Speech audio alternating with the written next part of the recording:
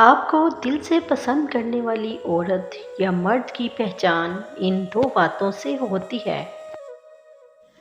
آپ بھلے اپنی زندگی سے خوش نہ ہوں، پر کچھ لوگ ایسے بھی ہیں جو آپ جیسی زندگی کے لیے ترستے ہیں۔ ڈپریشن اور نماز۔ تم جسے ڈپریشن کہتے ہو وہ تمہارے نماز نہ پڑھنے کا نتیجہ ہے۔ جب سمندر خاموش ہو تو گہرائی سے مذاق نہیں کیا کرتے۔ اللہ پر ہمیشہ بھروسہ رکھو، کیونکہ اللہ وہ نہیں دیتا جو ہمیں اچھا لگتا ہے، بلکہ وہ دیتا ہے جو ہمارے لیے اچھا اور بہتر ہوتا ہے۔ زندگی اتنی سستی نہیں ہے کہ اسے لوگوں کے تلخ رویوں کی وجہ سے ہار دیا جائے۔ مسکرائیں کہ یہ زندگی صرف اس رب کی امانت ہے جس نے اس کائنات کی کسی شے کو بیکار نہیں بنایا۔ شکر ادا کریں کہ آپ سے محبت کرنے والا کوئی عام آدمی نہیں، بلکہ اس کائنات کا مالک ہے۔ ہر باپ چاہتا ہے کہ اس کی طلاق یافتہ بیٹی کی شادی ہو جائے، مگر کوئی باپ یہ نہیں چاہتا کہ اس کا بیٹا طلاق یافتہ لڑکی سے شادی کرے۔ اگر کھوٹے سکے سے کچھ خریدنا ناممکن ہے تو نیتوں میں کھوٹ رکھ کر فلاح پانا بھی ناممکن ہے۔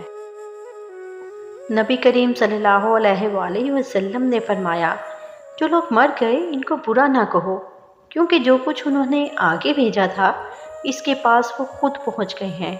انہوں نے برے بھلے جو بھی عمل کیے تھے ویسا بدلہ پا لیا۔ ایک شخص نے مولا علی علیہ السلام سے پوچھا کہ یا علی، ہمارے دل میں کسی دوسرے کے لیے اتنی محبت کیوں پیدا ہوتی ہے؟ کوئی اجنبی جسے ہم جانتے بھی نہ ہوں، اکثر وہ ہمارے دل کو اتنا اچھا کیوں لگتا ہے؟ مولا علی نے فرمایا، اللہ تعالیٰ نے دنیا قائم کرنے سے پہلے تمام انسانوں کی روحیں پیدا کیں اور تمام روحیں ایک جگہ جمع کی تھیں۔ وہاں پر جو روحیں ایک دوسرے کے بہت نزدیک تھیں، جب وہ دنیا میں ایک دوسرے کے سامنے آتی ہیں تو محبت پیدا ہوتی ہے۔ اصل میں روحوں کے ملنے سے محبت پیدا ہوتی ہے۔ دل ٹوٹنے کا شور اکثر انسان کو خاموش کر دیتا ہے۔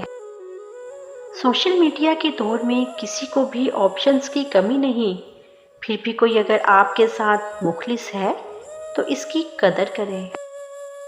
آپ کو دل سے پسند کرنے والی عورت یا مرد کی پہچان ان دو باتوں سے ہوتی ہے۔ پہلی نشانی یہ کہ آپ سے محبت کرنے والا شخص آپ کی ناراضگی سے ڈرے گا اور کوئی ایسی حرکت نہیں کرے گا کہ جس سے آپ ناراض ہو جائیں، اور دوسری نشانی یہ کہ وہ آپ سے نکاح کرنے کی بہت جلدی کرے گا۔